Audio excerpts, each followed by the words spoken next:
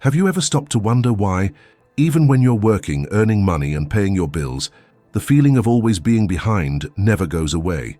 Because, if you're honest now, perhaps the automatic answer that comes to mind is simple, almost too obvious. The problem is that I earn too little. This seems normal, but it's not. And more than that, this is one of the most comfortable beliefs that exist. Comfortable because it explains everything without demanding anything from you other than continuing to do exactly what you already do. Almost no one realizes this point, but when you say the problem is just your salary, you are, without realizing it, outsourcing the cause of your financial stagnation. It's as if your life is stalled, not because of decisions, priorities, or choices repeated over time, but because of something external, beyond your control. And that provides relief. Relief because it doesn't hurt. Relief because it doesn't confront you. Relief because it doesn't demand change. But at the same time, it is precisely this idea that keeps so many people trapped in the same feeling of scarcity year after year. You work, the money comes in, the bills go out, little is left over, sometimes nothing. Then comes the silent promise, when I earn more, everything will be solved. But the years go by, the income even improves a little, and the feeling remains the same. The financial strain doesn't go away, the financial anxiety doesn't lessen, and that's when the game starts to change, because the problem clearly isn't just how much you earn. If it were, more income would automatically mean more peace of mind, and you know that doesn't happen to as many people as it should. This is where most people begin to view investing as an emotional outlet, not as a conscious building of wealth, but as an attempt to compensate for a fragile foundation. And that's precisely where a fundamental difference in the thinking of someone like Warren Buffett comes in. He never began his financial journey by asking, "Where do I put my money?" The question was always different, far less comfortable and far more powerful. How do I think before putting my money anywhere? This may sound overly simplistic, almost abstract, but it's profoundly practical, because investing without reviewing how you make day-to-day financial decisions is like trying to accelerate a car with the brakes on. You might move, but with effort, noise, and frustration, and when something goes wrong, the blame always falls on the investment, the market, the timing, never on the mindset that led you there. If this sounds familiar, stick with me, because what you're about to discover might surprise you. The feeling of always being one step behind doesn't originate in your bank statement. It starts much earlier, in small, seemingly harmless choices, in justifications that make too much sense to question. That's exactly where almost everyone goes wrong, even before their first investment. And understanding this completely changes how you view money, effort, and financial growth. And when you start looking at it more honestly, you realize something even more uncomfortable.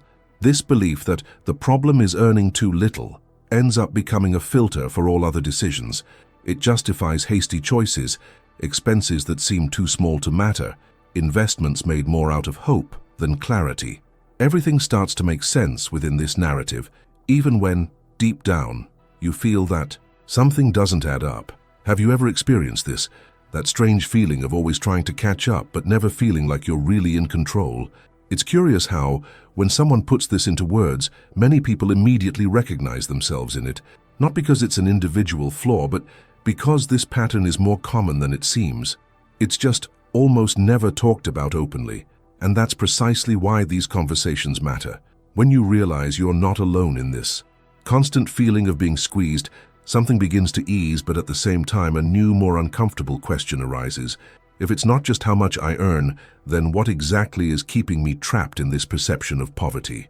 If at any point up to this point you felt that slight unease, as if someone were describing situations you've experienced or are still experiencing, it's really worth expressing. Sometimes, writing in the comments what touched you most, or at what point you recognized yourself, helps not only you organize your thoughts, but also other people who are reading silently and thinking, "I could have written this." Your participation here is what transforms this space into something alive, into a real exchange, and not just another video lost among so many others. Similarly, when you like or subscribe, it's not just an automatic click. It's a way of saying that this type of conversation, more honest, deeper, less superficial about money, deserves to continue. This helps the channel reach other people who may not even know how to explain why they feel this way, but they do. And from here, things start to get even more interesting. Because to truly understand why this feeling of poverty persists, we need to look at an invisible mistake that almost everyone makes without realizing it. There's a silent mistake that almost no one sees when they start investing, because it doesn't show up in the numbers or on screens full of graphs. It appears much earlier in the way money is used in everyday life. Most people don't invest to consciously build wealth. They invest trying to compensate for a financial life that was never truly organized. It's as if investing were an emotional shortcut, a promise that something external will correct years of decisions made automatically. This seems normal, but it's not. And when you look more closely, you realize that this pattern repeats itself with uncomfortable precision. Money comes in, goes out, little is left over, and the feeling of being behind remains. Then the idea of investing arises as a kind of salvation, not because there is clarity, but because there is urgency, and urgency almost never combines with good decisions. At this point, many people believe that the problem lies in choosing the wrong asset, the wrong stock, the wrong fund, the wrong currency. But that's the perfect distraction. The real mistake is not in the choice of investment, but in the psychological role that money occupies in your life. If it has always been seen as something lacking, something that slips away, something that needs to be recovered quickly, any investment begins to carry that weight. Now, I want to delve even deeper into this subject, because when you invest trying to escape the feeling of always being behind, you transform investing into a constant source of anxiety. Every fluctuation becomes a threat, every drop becomes fear, every delay becomes frustration. No matter the asset, the emotional result tends to be the same. That's why so many people enter full of hope and leave disappointed, convinced that investing doesn't work, when in reality what didn't work was the mindset brought to the decision. According to the logic of Warren Buffett, investing without mental clarity is like building something on unstable ground. No matter how good the project is, if the foundation doesn't support it, everything becomes tense. He never treated investment as an escape, but as a natural extension of already well-resolved decisions. And that difference changes everything, because when money isn't there to plug emotional holes, it can finally fulfill its role of generating growth over time. The point that almost no one wants to face is this: if your financial behavior is still guided by haste, comparison, and a sense of scarcity, investing doesn't solve the problem. It amplifies it. It sheds light on everything that was already misaligned. And that hurts because it dismantles the comfortable narrative that all it takes is earning more or choosing the right asset. The hidden truth is that as long as money is used as an attempt at emotional correction, it will never bring the promised tranquility. This is a difficult shift to accept, but liberating when understood. You're not investing to build wealth. You're investing to try and catch up to a time that always seems lost. And as long as that's the main motivation, frustration tends to repeat itself, regardless of the market, the moment, or the strategy chosen. If this realization resonated with you in any way, comment below. That makes sense to me. From here, the journey begins to reveal even deeper layers about why so many financial decisions seem right at the moment, but carry unseen consequences over time. There's a curious moment in many people's financial journey when income increases, but the inner feeling remains exactly the same. Salaries improve, earnings grow, sometimes even new sources of money appear, and yet the financial strain doesn't disappear. On the contrary, in some cases it even worsens. This confuses, frustrates, and makes the person think they are doing something wrong, when in reality they are experiencing a hidden truth that almost no one explains. Feeling poor is not directly related to the bank balance. It's related to the mental state you live in every day. This feeling stems from constant scarcity. No matter how much money comes in, your mind is always a few steps ahead, worried about what might be missing, what could go wrong, what others have already achieved and you haven't yet. Comparison becomes constant noise. You look around and feel you're behind, that you should be at a different point in your journey, that you need to accelerate. And it's precisely there that small decisions begin to have a disproportionate impact. An expense that seems harmless, a consumption pattern slightly above what's necessary, a choice made to alleviate momentary anxiety. None of this seems serious in isolation, but all of it together creates a silent pressure that prevents any real sense of progress. Now I want to delve even deeper into this subject, Because when this sense of urgency takes over, money starts to be treated as something that needs to prove its value quickly. You begin to demand immediate returns, quick answers, constant signs that you're on the right track. And this haste contaminates everything. It enters into investments, career choices, the comparisons you make with yourself. Money ceases to be a tool for building and becomes an emotional thermometer. If it doesn't grow quickly, frustration arises. If it takes too long, fear arises. If it fluctuates, panic arises. This is where the way of thinking of Warren Buffett. This contrasts almost uncomfortably with common behavior. He avoids haste not by chance, but because he understands something most ignore. Haste is rarely a sign of opportunity, almost always a sign of mental disorganization. When you are at peace with your time, your process, and your decisions, money becomes cheaper. You don't pay emotional interest. You don't make decisions to alleviate anxiety. You don't accept any path just to avoid being idle. The more rushed you are, the more expensive your money becomes. Expensive in mistakes, expensive in stress, expensive in choices that seem right in the short term but cost dearly in the long term. And that's why so many people improve their income, but not their lives. Their mindset continues to operate in scarcity mode, always chasing after something, always trying to compensate for something invisible. Growth does happen, but it never brings tranquility, never brings a sense of real transformation. Understanding this changes your perspective. It shows that the feeling of poverty is less about numbers and more about the mental environment you live in. As long as that environment is dominated by urgency, comparison, and fear of missing out, any increase in income tends to be absorbed by the same pattern. If this part of the conversation describes something you have felt or still feel, comment below. I'm on this journey too, because from this point on, it starts to become clear that the real challenge isn't just about earning more, but about reorganizing how you relate to time, money, and your own decisions. There is a specific point that Warren Buffett, he always observes before investing, and it's as simple as it is ignored. It has nothing to do with the asset, it doesn't depend on the market, and it doesn't appear on any spreadsheet. What he really evaluates is the predictability of the asset's own behavior over time. It seems abstract at first glance, but it's extremely concrete. Buffett only puts money where he knows he won't be forced to withdraw, where he won't be emotionally pressured, and most importantly, where he won't depend on that money to keep his life running. This completely changes the common logic. Most people enter the investment world carrying an invisible need. It's not just capital, it's expectation, urgency, fear. Invested money is born with a secret function: to alleviate anxiety, to prove that the decision was right, to resolve something that was previously unresolved. And when money carries this burden, any fluctuation becomes a personal threat.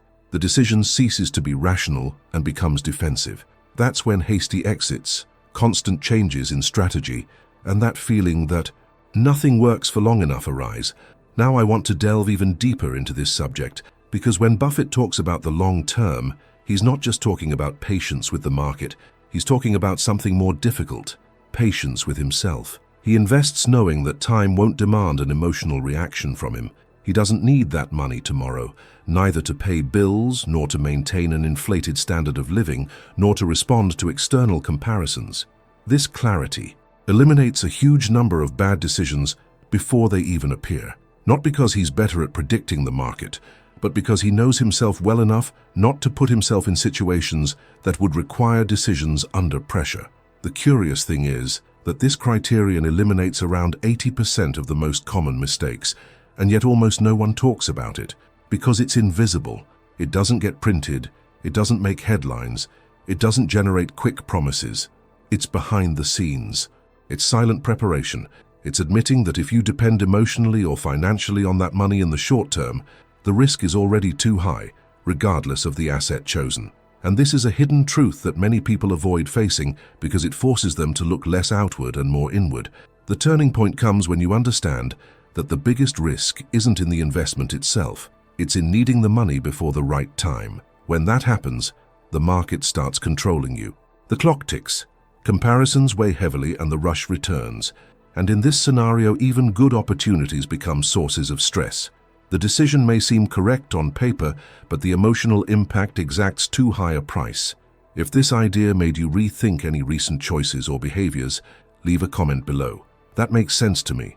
Because when you start to see investing from that perspective, something important rearranges itself internally, and that shift prepares you to understand why certain decisions seem right at the moment, but create silent traps along the way. There's a discomfort that almost no one wants to face because it dismantles the rush, the enthusiasm, and even the feeling of doing something. It's a simple question, but too heavy for someone who has never stopped to look behind the scenes. If you can't feel comfortable without this money, should you really be investing now? This question is unsettling because it doesn't point outward. It doesn't accuse the market, doesn't criticize the asset, doesn't question the strategy. It brings everything back to you, to your current situation, to your emotional and financial reality. When this question arises, many things fall silent for a few seconds, because deep down, many people know the answer but prefer not to listen. There's a stage before investing that almost no one respects. A less exciting, less visible phase that doesn't yield lively conversation or an immediate feeling of progress. And it's precisely by skipping this stage that so many people enter full of expectation, stay for a short time and leave frustrated, repeating the cycle with another asset, another promise, another narrative of hope. Now I want to delve even deeper into this subject, because this invisible stage isn't about studying more charts or learning new terms. It's about inner stability, about being able to look at idle money without anxiety, without urgency, without that silent pressure that it needs to generate returns quickly. As long as this tranquility doesn't exist, any investment becomes an emotional test. And when money becomes a test, it exacts a high price. It demands constant attention, generates defensive decisions, and creates a feeling of exhaustion that makes the journey always seem heavier than it should be. What almost no one mentions is that this preparation completely changes the impact of decisions. It redefines mindset. When you build this foundation, investment ceases to be an attempt at correction and becomes a strategic choice. But while this foundation doesn't exist, external movement doesn't keep pace with internal growth. The person moves, but doesn't advance. They spin, and spinning is more tiring than walking slowly in the right direction. This is the hidden truth behind so many stories of people entering and exiting the market. It's not a lack of intelligence or information, it's a lack of alignment with one's own timing. The financial journey requires more than courage to begin. It requires the maturity to wait. And this maturity doesn't stem from the desire to earn more, but from the ability to sustain decisions without depending on them to feel secure, validated, or in control. This is exactly the part that nobody teaches, and that changes everything when you understand it. Because from that point on, the focus shifts from where to invest to something much more decisive, something that redefines the pace, clarity, and impact of all subsequent choices. If this point made you think, comment below. That makes sense to me. This simple reflection already indicates that something important has begun to reorganize itself internally, preparing the ground for a transformation that goes far beyond the investment itself. If you've stayed this far, it's because this conversation touched on something real, perhaps even points that are usually hidden in everyday life. And when this kind of reflection makes sense, it's worth marking it. In some way, if you want, leave something simple in the comments like, "This message was for me," or "I'm with you until the end." This helps transform this space into a genuine exchange where other people also recognize each other and realize they are not alone on this journey. If this content brought you clarity or made you see money and decisions in a different way, liking the video is a small but important gesture. That's how this type of conversation stays alive on this platform and reaches those who also need to hear it now. And if it makes sense for you to continue deepening this more conscious perspective, subscribing to the channel is just a way to keep walking together, without rushing, with more understanding and less noise. There's a video over here that perfectly complements everything we've discussed today. Click on it and continue with me there, because this journey doesn't end here.